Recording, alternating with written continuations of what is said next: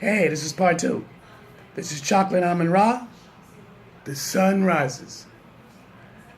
I left off from the first video stating about if you don't own your own, banks, if you don't own your own black-owned churches, black-owned banks, without any John Hancock signature from a white man, then we can discuss this. But if any black church is backed by any white money, Jewish money, Italian money, Irish money, whoever, if they are non-black and the white people have a piece of that, you don't own nothing. You don't own nothing. It has to be black-owned. Black-owned banks, black-owned churches, that then you can be able to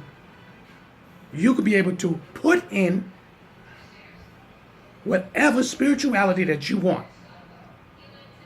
Because here we go. If you go to any church that's clearly discussing a white Jesus, you don't own your church. You don't own your church. I want you to look at this DVD I have here. Will the real Jesus stand out? Look at the name.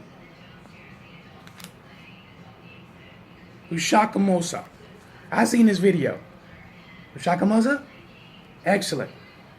He basically breaks down the whole Jesus myth. Because in the 70s, I'm going to tell you something. In the 70s, the people in the 70s and the 60s, we ain't had no white Jesus. Now, let me make it clear. It wasn't the white Jesus that was with people who was military minded about who they was. Those Christian brothers and sisters, which it wasn't that many Christian brothers and sisters. Don't let it fool you. If you do your research, there was that many Christian brothers and sisters in those days. It was not. We were still holding on until our African system. Check out the history back in the 60s, the 50s, the 70s, even the late 80s. I mean, not the late 80s, the early 80s. There was not too many Christians, especially in the 60s and the 70s. Black Power movement, the Black Panther movement have crossed over Detroit, Dallas, New York, Philadelphia. We can go on and on and on. The Black Panthers, we had chapters all over the place. Not we per se, but I got people that were Black Panthers. Okay? Now, my thing is this. The wars, and it was a war. The wars in those days, dealing with racist white people. Now the question is, what culture racist white people we talking about?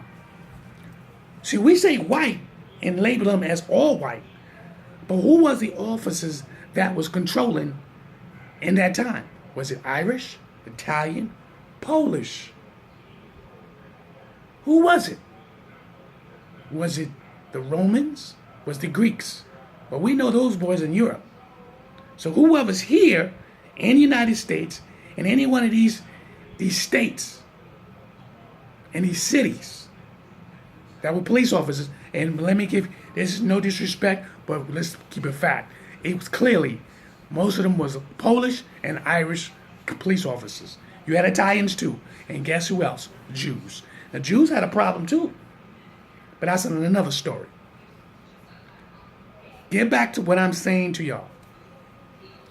A lot of y'all can sit up there, and you read your books, obviously, because I can listen and tell. A lot of y'all are quoting and almost replicating what you read and then spitting out what you read. Like almost, as you're speaking, you sound like you're talking like you're reading a book. I really don't like that personally. I like when somebody's talking to me, or if I'm talking to them, I want them to go into their head and go spiritually and find the answer. Spiritually find the source. Reading is good because it opens up channels. Watching documents open up channels. Reading makes a better reading comprehension. It makes your vocabulary, and it brings out you better when you're speaking clearly, so you won't sound like a fool.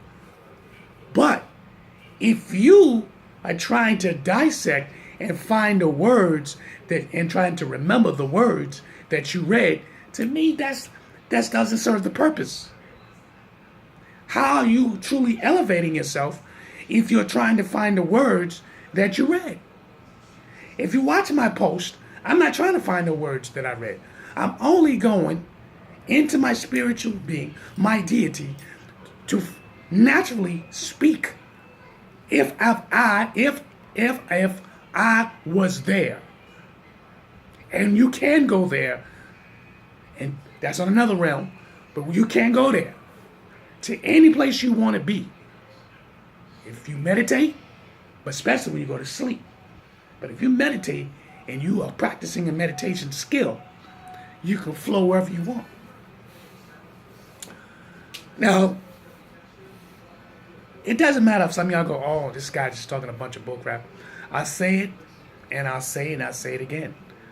A lot of y'all don't truly understand the metamorphosis of transforming yourself into who you're supposed to be. Are you African? Are you a reborn African? Who are you?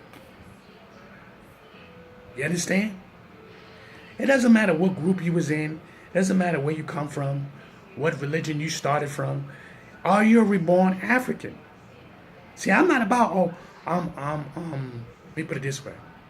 I'm a reborn African. I am training myself to reconstruct the flesh. I want you to understand this. Reconstructing my flesh to line up my spirit and my soul. The way we eat, the way we speak, the way we communicate with others, and the way we meditate, the way we read our books, or watch documentaries. Some of us will go on pilgrimage because they want hands-on-hand evidence, which that's going to be my journey in the future. I'm going to go hands-on-hand evidence. I'm going to do that. Because see, right now I'm doing the books. I'm doing the documentaries and stuff. Now, my next move is to do hands-on-hand evidence and basically just go to the different sites. You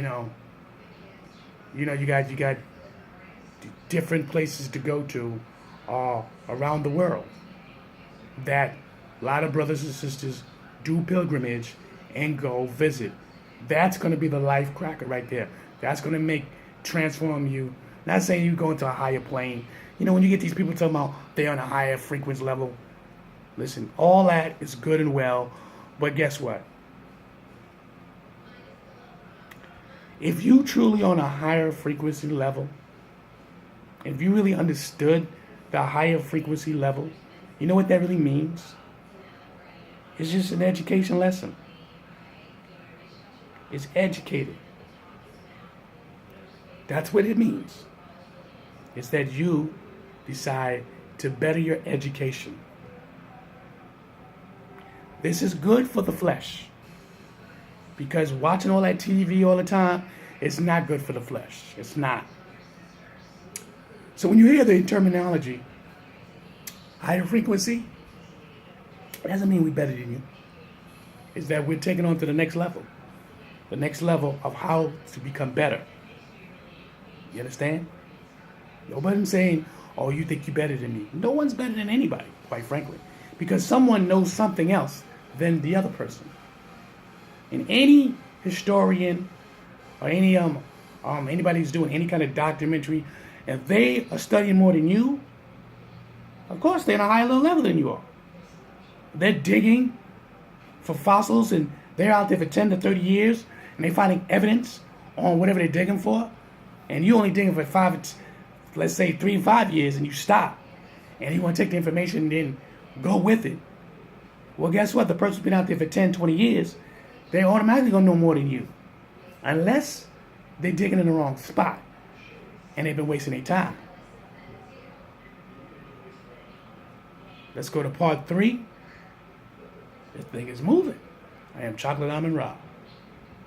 Peace.